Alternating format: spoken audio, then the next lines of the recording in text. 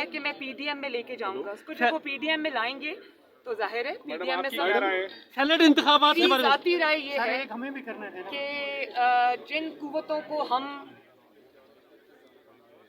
Politics سے اور political میڈلنگ سے باہر نکالنا چاہتے ہیں ان کو انوالو ہمیں پھر نہیں کرنا.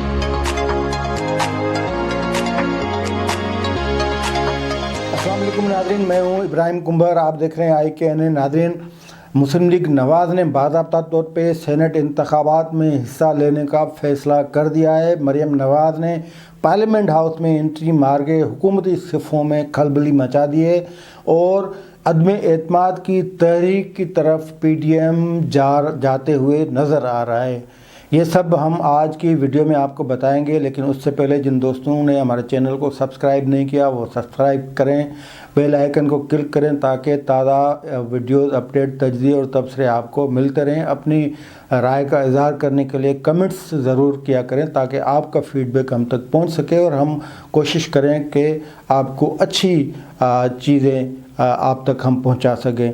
تو مریم نواز نے پارلیمنٹ ہاؤس میں جو انٹری دی ہے، اس انٹری سے ایک تو مسلم لیگ نواز کا حوصلہ بڑھا ہے، اس کے ساتھ جو حکومتی اتحاد تھا وہ تھوڑا گھبرا سا گیا ہے.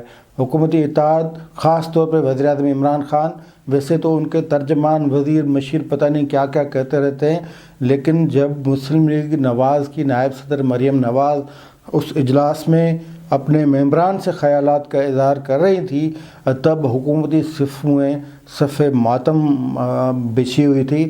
اور ایک تو جو عدم اعتماد تحریک والی تجویز آئی ہے بلاول بھٹو کی طرف سے، اس طرف معاملات جاتے ہوئے نظر آ رہے ہیں. ویسے بلاول بھٹو نے کہہ دیا ہے کہ ہم PDM کو منا لیں گے اور مریم نواز نے یہ اشارہ دیا ہے کہ اس کا فیصلہ PDM کے مرکزی اجلاس میں ہوگا.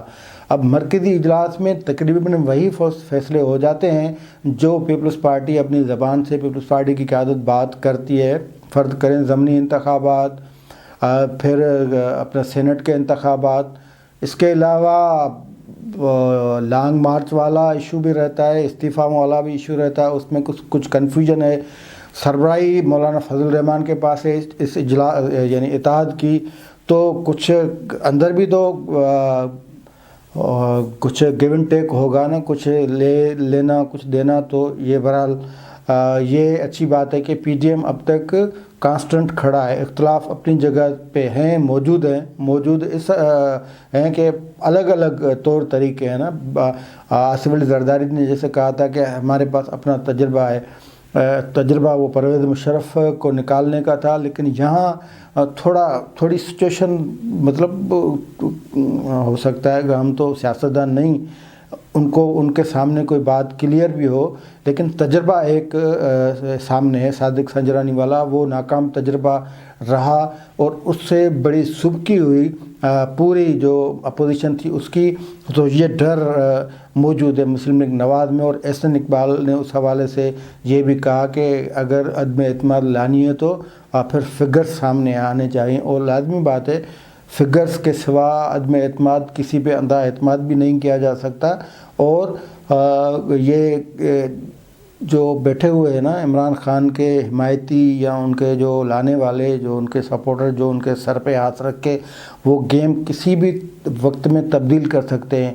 یہ خوف جو نواز لیگ کی طرف سے آ رہا ہے عدم اعتماد تحریک کے حوالے سے، سینٹ کی بات میں اس کے بعد کروں گا، عدم اعتماد کے حوالے سے جو خوف ہے وہ خوف درست ہے.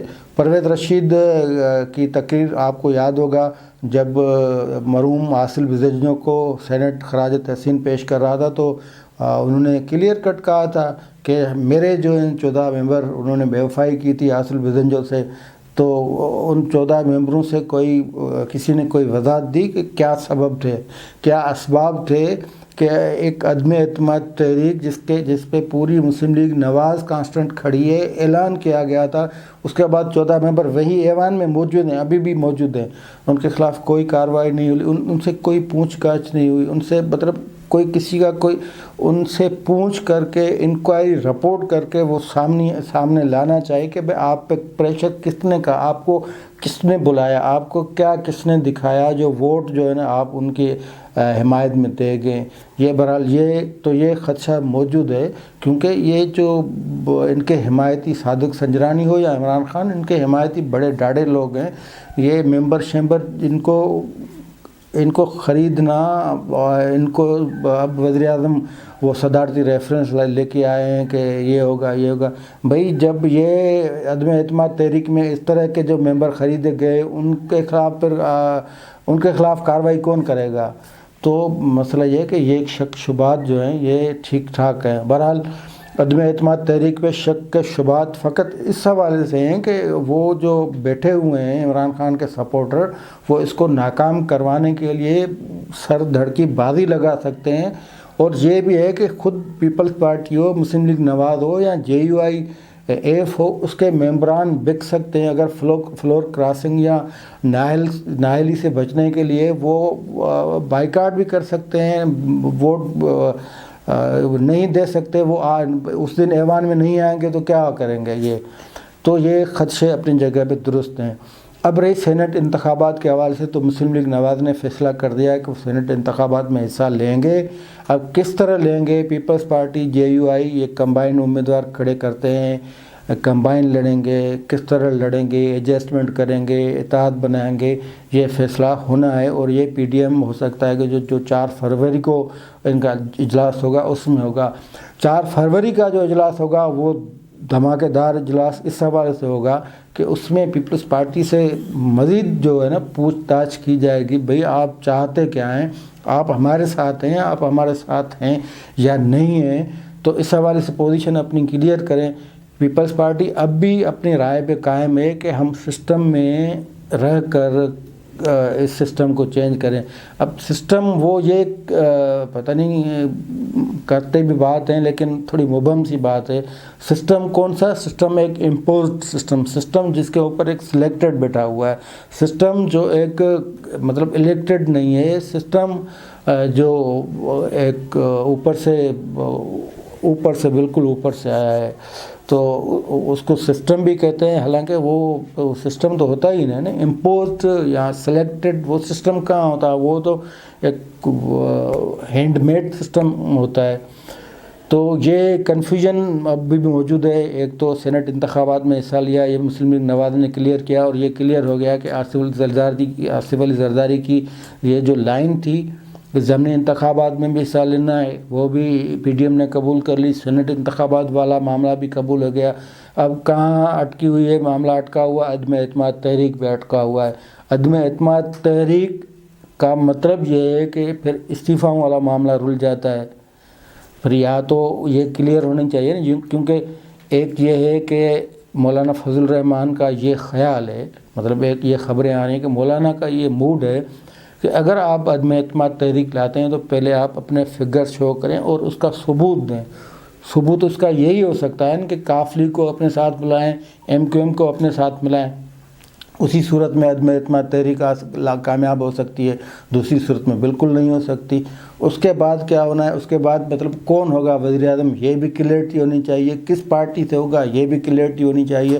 یہ مطلب 2-3 چیزیں ہیں، ان پہ نہ فقط کلیئرٹی لیکن ان پہ کیلکولیشن تقاضا ہے وقت کا کہ فگرز کس کے پاس، مطلب اگر آپ عدم اعتماد اپوزیشن لاتی ہے یعنی وہ PDM کی طرف سے ہوگی تو PDM کے پاس فگرز کیا ہیں. اچھا عدم اعتماد لاتے ہیں، وزیر اعظم عمران خان چلے جاتے ہیں تو اگلا وزیر اعظم کون ہوگا، پھر اس پہ بھی بات ہوگی. یہ اچھا وزیر اعظم پھر اگلا وزیر اعظم کتنے عرصے کا ہوگا، کیونکہ مولانا فضل الرحمان اس سسٹم کو تو قبول ہی نہیں کر رہے.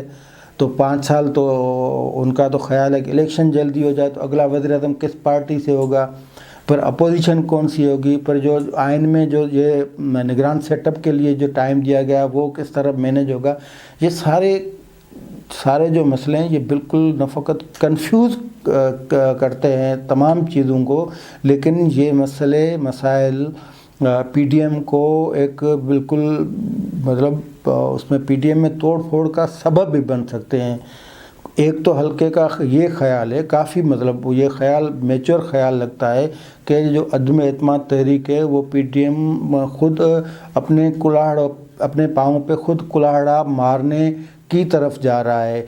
کیونکہ عدم اعتماد تحریک اگر ناکام ہو گئی تو پی ڈی ایم بالکل ٹھس ہو جائے گی، پی ڈی ایم خودکشی کرے گی، پی ڈی ایم کا جو اتحاد ہے وہ خودکشی کر لے گا۔ تو ایک رائے یہ ہے، لیکن اس رائے کو، اس تاثر کو زائل کرنے کے لیے ٹوٹل ایک ہوم ورک ہونا ضروری ہے کہ فگرز کتنے ہیں، بندے کتنے ہیں، خود جو پی ٹی آئی سے بندے کتنے توڑے گئے ہیں۔ فقط جھانسوں میں یا فقط آسروں پہ یا فقط اشاروں پہ یہ عدم اعتماد تحریک کامیاب نہیں ہو سکتی۔ اگر نہیں ہو سکتی تو پھر یہ پی ڈی ایم اس کا دوسرا نتیجہ یہ ہے کہ پھر شیخ رشید یا شبلی فراز، فردوس عاشق اعوان، فیاض چوہان، پھر ان کی باتیں جو ہے نا وہ درست ثابت ہوں گی، اور وہ یہی کہہ رہے ہیں کہ پی ڈی ایم جو ہے نا وہ ختم ہونے جا رہا ہے۔